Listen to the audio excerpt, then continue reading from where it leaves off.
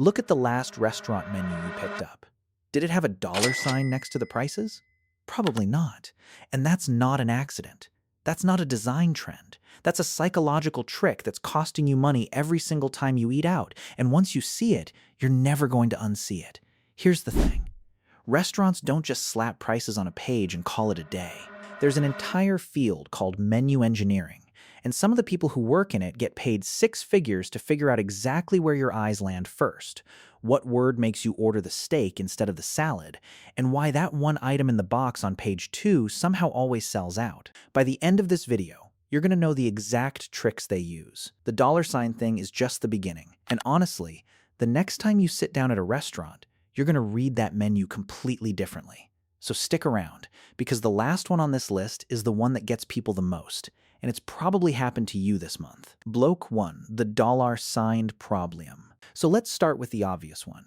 Cornell University actually ran a study on this. They took two groups of diners, gave one group a menu with dollar signs next to every price, and gave the other group a menu with just the plain number. No dollar sign, no dollar, nothing. Same food, same restaurant, same prices.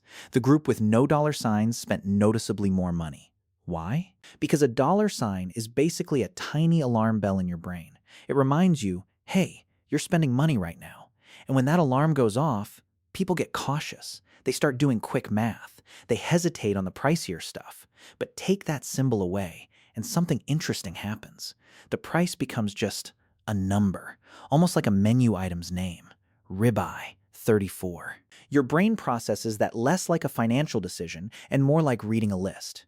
That tiny bit of psychological distance is worth real money to a restaurant, which is why high-end places are the biggest offenders here. Ever notice fine dining menus almost never have dollar signs? That's not fancy minimalism. That's a calculated move. Quick gut check? Think about the last 3 restaurants you went to. Did any of them have dollar signs on the menu? Drop it in the comments, because I guarantee some of you are about to go check your camera roll for old menu photos. Bloke 2, the duck-wind triangle. Now here's where it gets even more calculated. Restaurant consultants talk about something called the golden triangle of a menu. When you open a menu, your eyes don't scan it top to bottom like a book. Eye tracking studies show most people's gaze goes to the middle first, then jumps to the top right, then the top left. That's the golden triangle. And it's prime real estate. So what do restaurants put there? Not their cheapest stuff. Not their most popular stuff, either. They put their highest profit margin items right in that sweet spot. Think about it. The item that costs them almost nothing to make, but that they can charge a premium for. That pasta dish. That signature cocktail. It's sitting right where your eyes naturally land first, before you've even had a chance to compare it to anything else. And once that item is the first thing you see, it becomes the anchor for everything else on the page. Which brings us to the next trick, and this one is honestly kind of sneaky. Ever look at a wine list and see a bottle for $12, one for $36, and one for $95? You're probably not buying the $12 bottle. Feels cheap, kind of embarrassing to order at dinner. And you're definitely not buying the $95 bottle unless you're celebrating something big. So you land right in the middle, the $36 bottle. That's the one they wanted you to buy the whole time.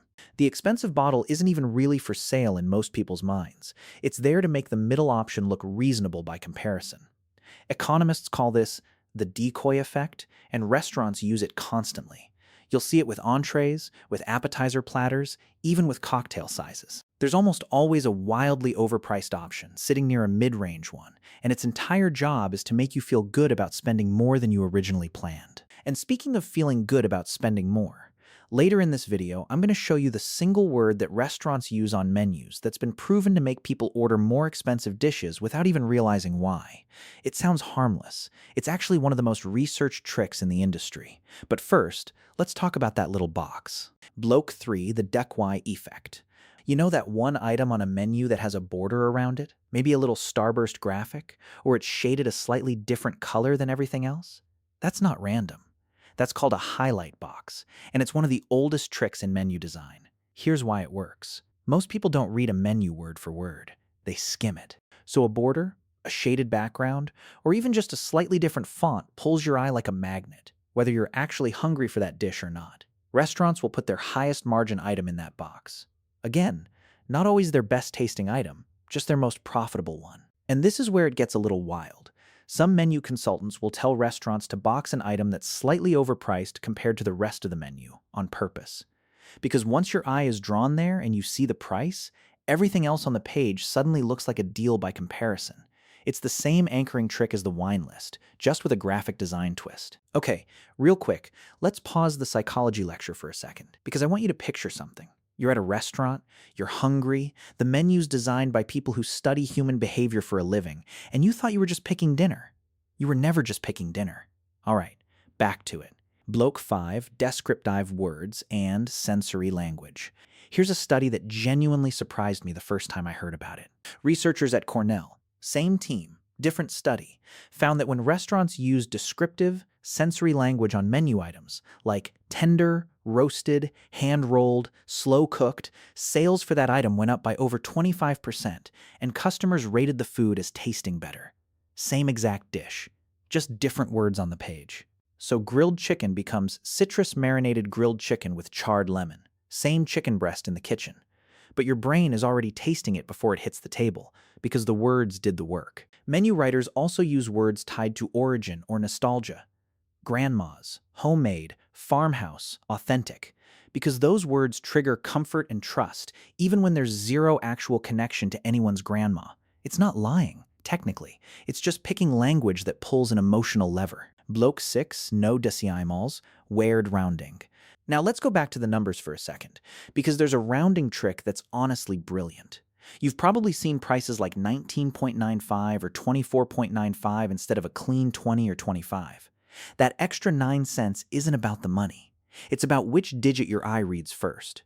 When you see 19.95, your brain registers 19, not 20, even though you know it's basically the same thing. It's called the left digit effect, and it's been studied heavily in retail, not just restaurants. But here's the twist. High-end restaurants often do the opposite. They round everything to a whole number, no sense at all. Steak, 42. Because clean, round numbers without cents feel more confident, more premium. Nickel and diming with 95 cents actually feels a little downscale at that price point. So depending on what kind of restaurant you're in, the pricing strategy flips completely, but the goal is always the same. Control how expensive the number feels in your head, regardless of what it actually is on paper. Bloke 7, the market price and vagaprissing trick. All right, remember that word I mentioned earlier? The one proven to make you spend more without realizing it? Here it is. The word is market, as in market price instead of an actual number. When there's no price listed at all, something strange happens in your brain. You can't compare it to anything else on the page. There's no anchor. So when the server tells you it's $38 for the salmon, you're not comparing it to the chicken at $22 anymore. You're just accepting it in isolation because you already committed mentally before you heard the number. Restaurants also use this for genuinely fluctuating items, like certain seafood. That part's true. But plenty of places use market price on items that barely change in cost week to week, purely because removing the number removes your ability to comparison shop in your own head. It's the same reason luxury stores don't put price tags on certain items. No visible price means no immediate mental, is this worth it calculation. You're already emotionally in before the logic kicks in. I remember ordering fish at a place once. No price on the menu, just market price. And I genuinely didn't clock how much it was until the bill came.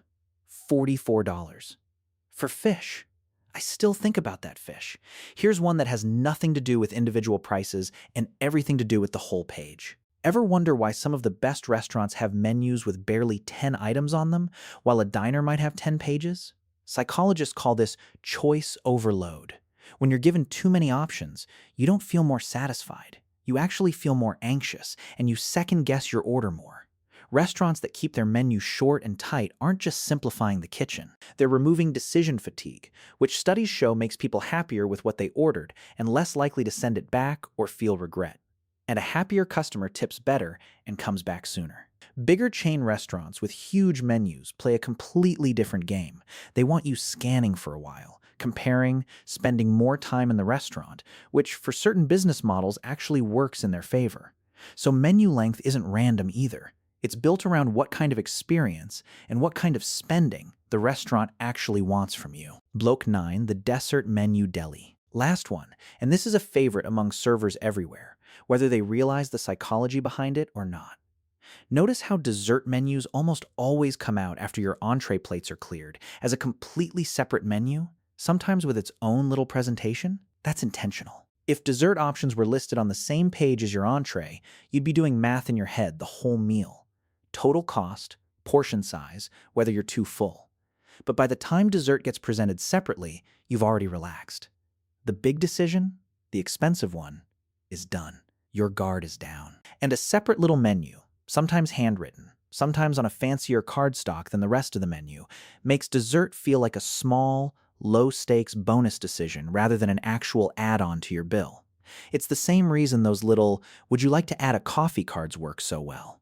Small ask, separate moment, low resistance. Bloke 10, what dis means FORU. So here's the real question. Now that you know all this, what do you actually do with it?